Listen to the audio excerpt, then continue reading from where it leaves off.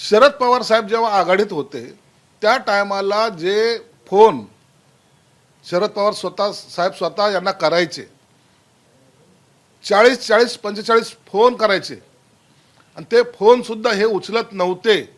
हे खरं आहे की खोटं हे एकदा त्यांना विचारा। त्यांचे जे आणखीन इतर सहकारी जितेंद्र आव्हाडांना विचारा।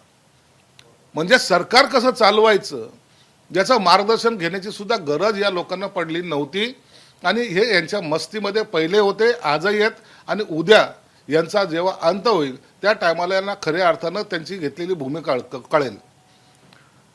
कशासाठी करतायत ते, का करतायत?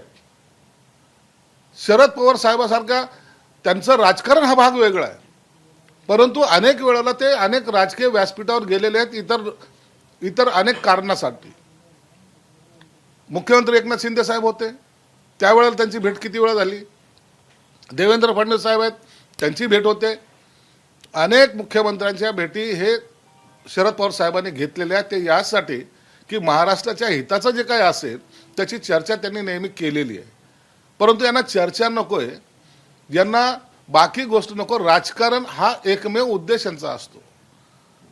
तुम्हाला माहिती आहे गेल्या 2.5 वर्षामध्ये यांनी काहीच केलं नव्हतं। गेली 2.5 वर्ष यांचा कार्यकाल होता, त्याच्यामध्ये फक्त आणि फक्त उद्धव ठाकरेंना डांबून कसं ठेवायचं हे काम संजय राऊतने केलेलं आहे।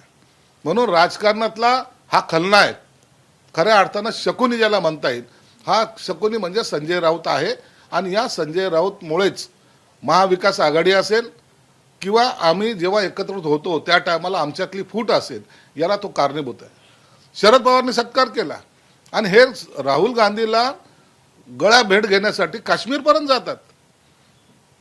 म्हणजे मराठी माणसाने एकत्र येऊ नये आणि मराठी माणसाच्या नावाने जे काय आव उठवतात ना, हा घाणेरडा प्रकार यांनी केलेला आहे।